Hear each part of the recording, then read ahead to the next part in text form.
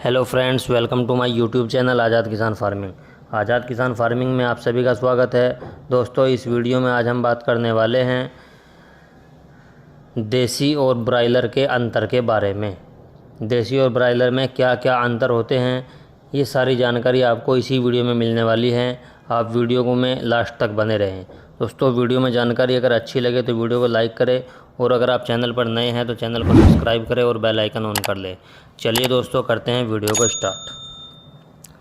दोस्तों, सबसे पहले बात कर लेते हैं शेड के बारे में।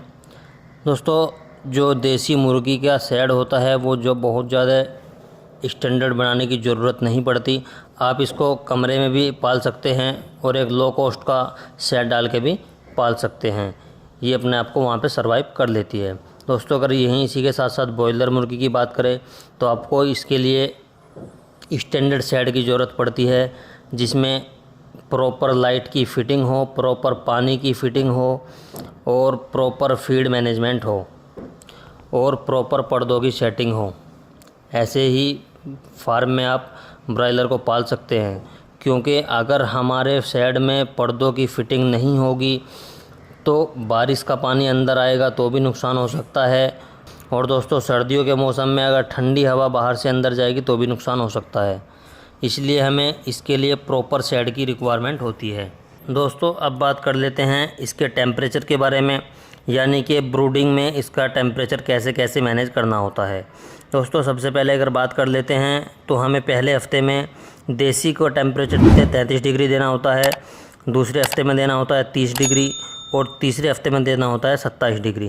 और 21 दिन ये आपके गुजर जाते हैं, उसके बाद आप इनको नॉर्मली रख सकते हैं। दोस्तों, अगर इसी के साथ साथ बॉयलर की बात करें तो इसको आपको पहले ही हफ्ते में 35 डिग्री टेम्परेचर देना होता है और दूसरे हफ्ते में इसको 33 डिग्री टेम्परेचर देना होता है और तीसरे हफ्ते में इसको 30 डिग्री टेम्परेचर देना होता है।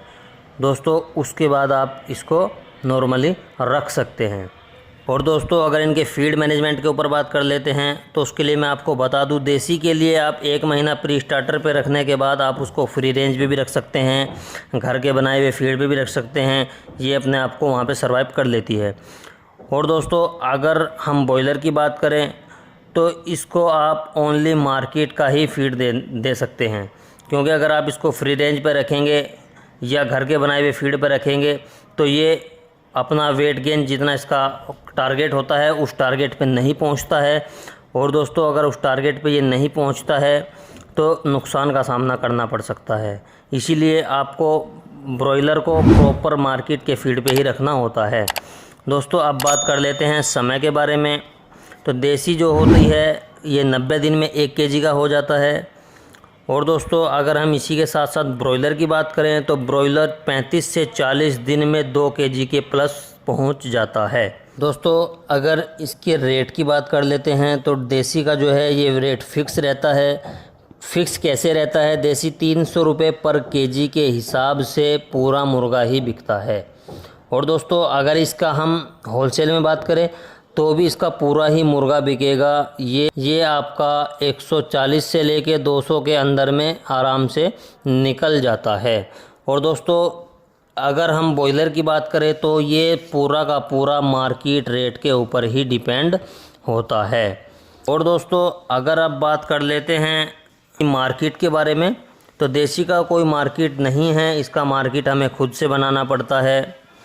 और अगर इसकी बात कर लेते हैं ब्रॉयलर की तो इसका मार्केट होता है और इसका रेट भी मार्केट पे ही डिपेंड होता है।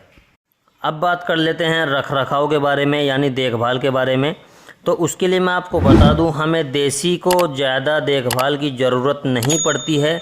ये अपने आप को बहुत ही ईजिली सर्वाइव कर जाता है। और दोस्तों, अगर ब्रॉयलर की बात कर लेते हैं तो इसको हमें बहुत ही ज़्यादा देखभाल की ज़रूरत पड़ती है। और इसके साथ साथ हमें हर वक्त इसके साथ एक आदमी भी छोड़ना ज़रूरी होता है, ताकि हमें इन फ्यूचर कोई दिक्कत ना हो। क्योंकि देसी में इम्यूनिटी पावर बहुत ही स्ट्रॉन्ग होता है और ये बीमारियों से लड़ लेता है बहुत ही आसानी के साथ और छोटी मोटी बीमारियों को आराम से झेल जाता है। और दोस्तों, अगर यहीं बात कर लेते हैं ब्रॉयलर की तो इसका इम्यूनिटी पावर बहुत ही लो होता है और इसमें बीमारियों से लड़ने की क्षमता नहीं होती है। ये हर बीमारी को फेस कर जाता है, इसके लिए हमें इस पे ज़्यादा ध्यान देने की ज़रूरत पड़ती है। दोस्तों अब बात कर लेते हैं बीमारियों के बारे में। तो बीमारियां जो है दोनों में आती है, क्योंकि अगर हम देसी पे ध्यान नहीं देंगे तो देसी में भी बीमारी आ सकती है, और अगर ब्रॉयलर में ध्यान नहीं देंगे तो ब्रॉयलर में भी बीमारी आ सकती है। फ़र्क सिर्फ इतना है, इसका इम्यूनिटी पावर बहुत ज़्यादा स्ट्रॉन्ग होता है, इसलिए ये थोड़ी बहुत बीमारियों को फेस कर जाता है। और ब्रॉयलर जो है ये हर बीमारी को झेल नहीं पाता है, और इसलिए हर बीमारी ये चपेट में आ जाता है। इसलिए हमें ब्रॉयलर पे ज़्यादा ध्यान देना चाहिए। इसीलिए देसी में रोग प्रतिरोधक क्षमता बहुत ही अधिक होती है और ब्रॉयलर में कम होती है। इसी के साथ साथ दोस्तों अगर हम दवाइयों की और मेडिसिन की बात कर लेते हैं, जो 7 दिन का वैक्सीन है ये दोनों में करना होता है, जो 14 दिन का वैक्सीन है ये भी दोनों में करना होता है, और जो 21 दिन का वैक्सीन है ये भी दोनों में करना होता है।